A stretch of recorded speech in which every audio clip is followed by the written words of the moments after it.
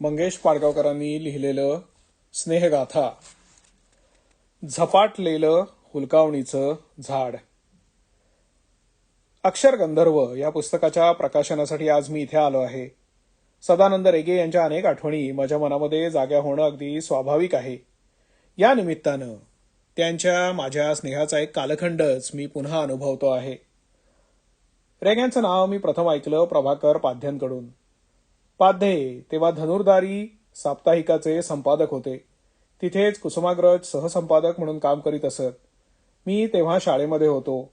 कविता लिहित होतो. कविता घेऊन मी धनुर्धारीच्या ऑफिसामध्ये जात असे. भीत भीत कुसुमाग्रजांना त्या वाचायला देई.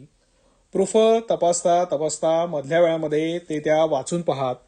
पाध्येही अधूनमधून माझ्या कविता वाचित. इलाजच नव्हता. दोघांच्याही सौजन्याचा मी पुरेपूर असा अंत पाहत असे. कुसुमाग्रज, बोरकर ही तेव्हा आमची दैवते होती. पाध्यांचं लेखनही आम्ही भारावून जाऊन वाचत असू. कुसुमाग्रजांच्या महाकालीस या कवितेला उत्तर म्हणून मी लिहिलेली कविता पाध्यांनी धनुर्धारीच्या दिवाळी अंकामध्ये छापली होती. एकाच अंकात या दोन्ही कविता छापून आल्या होत्या. धनुर्धारीच्या ऑफिसात जायची सदानंद रेग्यांची आणि माझी वाट एकच होती. पण या वाटेवर आम्ही एकमेकांना भेटलो मात्र नव्हतो. रेगे तेव्हा कथा लिहित असत. त्यांच्या काही कथा पाध्यांनी धनुर्धारीमध्ये प्रसिद्धही केलेल्या होत्या. एक दिवस पाध्ये मला म्हणाले, तुम्ही रेग्यांना ओळखता की नाही? मी म्हणालो, अहो मी त्यांना पाहिलेलंही नाही. पाध्ये त्यांच्या खास उत्साहाने म्हणाले, अहो फार गुणी मुलगा आहे, गोष्टी लिहितो, मी तुमची ओळख करून देईन नंतर.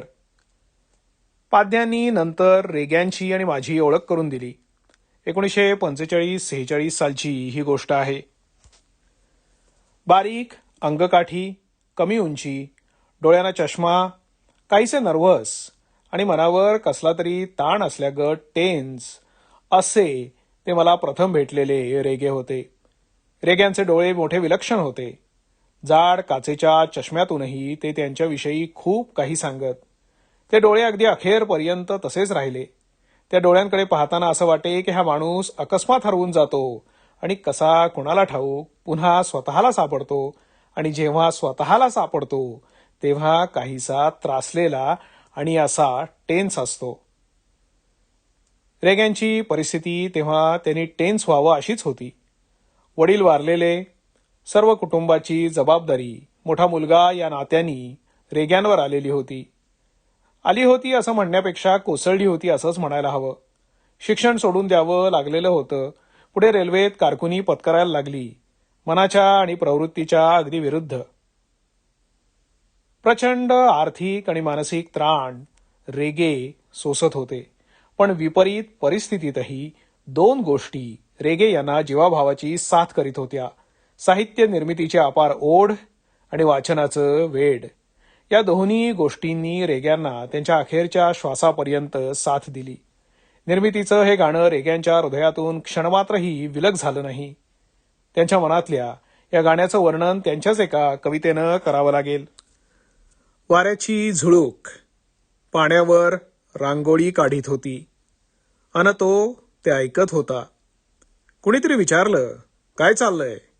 तो म्हणाला, एका गाण्यातून एक पक्षी अंड्याच्या कवचीवर चोच मारतोय, ते कानांनी पाहतोय.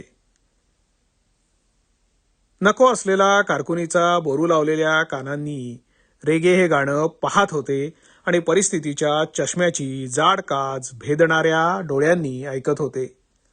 कारकुनी करीत असतानाही रेगे सारखी पुस्तकं विकत घेत. नाना तऱ्हांची पुस्तकं विकत घेत. पुस्तकं हे त्यांचं एक जबरदस्त असं व्यसन होतं. त्यांना एक नजरही होती. जुनी इंग्रजी पुस्तकं खरेदी करण्यासाठी ते मुंबईतले फुटपाथ धुंडाळीत. अशी पुस्तकं शोधीत मी त्यांच्याबरोबर कितीतरी वेळा हिंडलेलो आहे. 52 साली मी गिरगावातून सायनला राहायला आलो. रेगे माटुंग्याला राहत होते. माझ्या घरापासून त्यांचं घर चालत गेलो तर 15 मिनिटाच्या अंतरावर होतं. 52 सालापासून आमच्या भेटीगाठी, येणं जाणं, एकत्र भटकणं या गोष्टी खूप वाढल्या. 53 साली जिप्सी हा माझा कविता संग्रह रामदास भटकळांनी प्रसिद्ध केला आणि पुढच्याच वर्षी 1954 साली काळोखाची पिसे हा रेग्यांचा कथासंग्रह. आम्ही दोघं खूप लिहित होतो. एकमेकांना लिहिलेलं वाचून दाखवत होतो. मी कथा लिहित नव्हतो आणि रेगे तेव्हा कविता लिहित नव्हते. त्यामुळे एकमेकांचं कौतुक करणं हे आम्हाला सोपं जात होतं. भटकळांनी कथासंग्रह प्रसिद्ध केला तेव्हा रेगे अगदी खुश होते. ते मला म्हणाले, तू माझ्यावर काहीतरी लिही. मग मी त्यांच्या कथासंग्रहावर एक लेख मनोहरमध्ये लिहिला. त्या लेखात रेग्यांचा फोटोही छापलेला होता. रेग्यांची रेल्वेतली कारकुनी मन मारून चालूच होती. माझी नोकरी सुटून मी बेकार होतो. भाषांतर, गाणी लिहिणं, काव्यवाचनाचे कार्यक्रम, रेडिओसाठी संगीतिका असं करून 200-250 रुपये मिळवून संसार धीरोदत्त वगैरे मनाने करीत होतो. अखेर अर्ध्यावर सोडलेलं शिक्षण पुरं करून डिग्री मिळवायची असं मी ठरवलं. बॉम्बे कॉलेजातून म्हणजे आताचं कीर्ती कॉलेज BAच्या टर्म्स भरल्या, पास झालो. हे बघून रेग्यांनीही सोडलेलं शिक्षण पुरं करायचं ठरवलं. ते मला म्हणाले, कारकुनीला जीव विटलाय रे, आता धडक मारून पाहावी असं वाटू लागलं आहे. मीही आता BA करतो. मग मी रेग्यांना बॉम्बे कॉलेजात घेऊन गेलो. प्रिन्सिपॉल भाट्यांशी त्याची ओळख करून दिली. भाटे इंग्रजी शिकवायचे. इंग्रजी हा विषय घेऊन रेग्यांनी टर्म्स भरल्या, पण इतकंच करून ते थांबले. ते रेगे कुठले? त्यांच्या मनात धडक मारायची होती. नोकरी सोडून देण्याचा त्यांनी निर्णय घेतला. मी नको नको म्हणत असतानाही राजीनामा देऊन धडक मारली आणि मला वर दरडावून सांगितलं, मी राजीनामा दिलाय, ती गोष्ट घरी कळता कामा नये. सकाळी ऑफिसला जाण्यासाठी नेहमी निघत, तसेच रेगे घरातून बाहेर पडत आणि अभ्यास करण्यासाठी माझ्या घरी धडकत. या काळात रेगे जवळजवळ माझ्याच घरी राहत असं म्हटलं तरी चालेल. या सगळ्या धावपळीत ताणात दोघांचंही लेखन चांगलं चालू होतं. फरक इतकाच पडला होता की रेगे आता कथांबरोबर कविताही लिहायला लागले होते. त्यांच्या या कवितांच्या समूहाचा संग्रह 1957 साली रामदास भटकळांनीच प्रसिद्ध केला. इंग्रजी घेऊन रेगे MA झाले. रुईया कॉलेजात प्राध्यापक झाले. सायनला कॉलेजच्या हॉस्टेलात त्यांना राहायला ब्लॉक मिळाला. माझ्या घरापासून अक्षरशः 5 मिनिटांच्या अंतरावर आता रेगे राहायला आले. एकूण काय, रेग्यांनी बेधडक मारलेली धडक चांगलीच यशस्वी ठरली. आता खरं म्हटलं तर आमचं येणं जाणं आणखीन वाढायला हवं होतं, पण तसं मात्र झालं नाही हे खरं. रेग्यांच्या स्वभावात आणि प्राक्तनातही हुलकावणी नावाची एक गमतीदार गोष्ट होती. प्रत्यक्षात झालं ते असं की रेग्यांची माझी भेट वर्षभरात 2-4दाही होईना.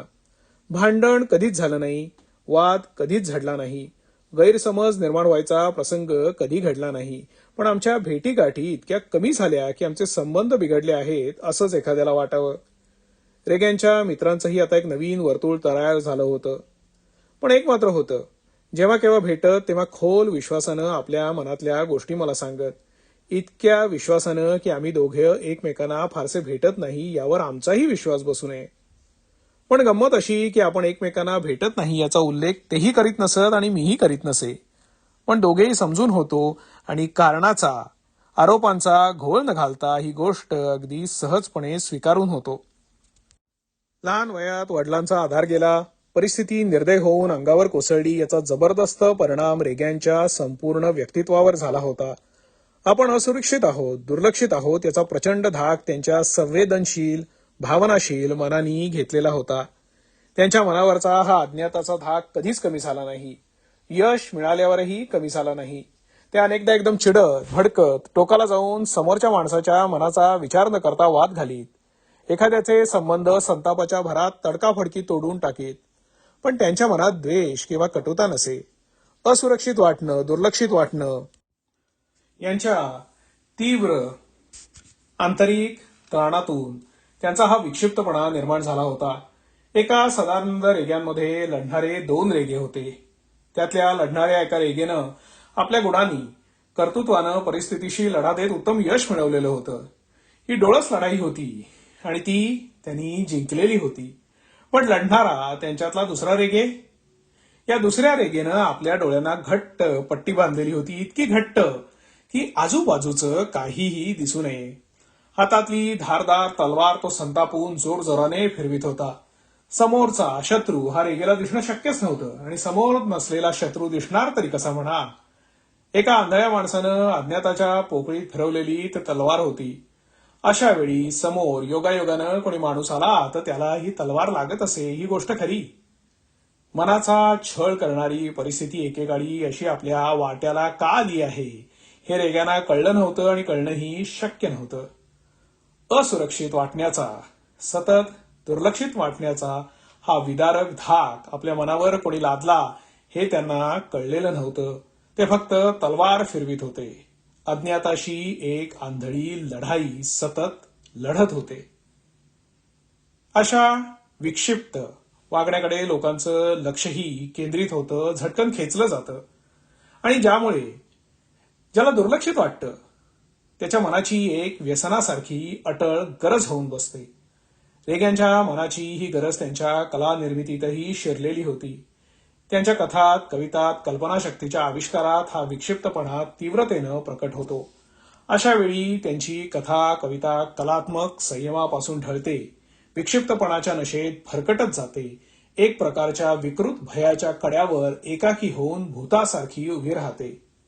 कल्पनाशक्तीचा घोडा थक्क करून सोडणाऱ्या वेगानं रेग्यांना घेऊन जातो. असा प्रचंड वेग असूनही रेगे खाली कोसळत नाहीत याचं कौतुक करावंसं वाटतं.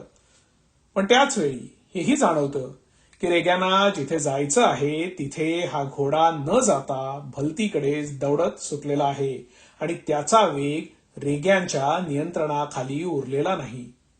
आणि असं जरी असलं तरी हा घोडा आपल्या थरारक विक्षिप्त वेगानं आपल्याकडे लक्ष खेचून घेतो हेही तितकंच खरं. मात्र नेहमीच असं होतं असं नाही. काही वेळा हा घोडा रेग्यांना जिथे घ्यायचं, जिथे जायचं असतं तिथे पोचतोही. अशा वेळी एक सुंदर कविता निर्माण होते. अशी कविता विक्षिप्त कल्पकतेकडे लक्ष खेचून न घेता निर्मळ साधेपणाने माणूसपणाच्या गाभ्याला जाऊन भिडते. रेग्यांच्या अशा कविता मला फार आवडतात. त्यांच्या प्रतिभेच्या थोरवीची साक्ष देतात. एक रेखाटन या शीर्षकाची त्यांची अशीच एक सुंदर कविता आहे. मी ती वाचून दाखवणार आहे. खिडकीच्या पॅरापेटवर कबूतर, चिमण्या त्या आल्या की कधी कधी रेगे मोठ्या प्रेमानं त्यांना दाणे घालायचे हे मला ठाऊक आहे. अशाच एखाद्या क्षणी त्यांना ही कविता सुचली असायची शक्यता आहे. रेग्यांच्या मनातला निर्मळ कोवळा असा झरा या कवितेमध्ये हळूहळू झुळझुळ झुळझुळ असा वाहतो आहे. एक रेखाटन. तो आला की पाखरांना बोलवावंही लागत नाही, ती येतातच.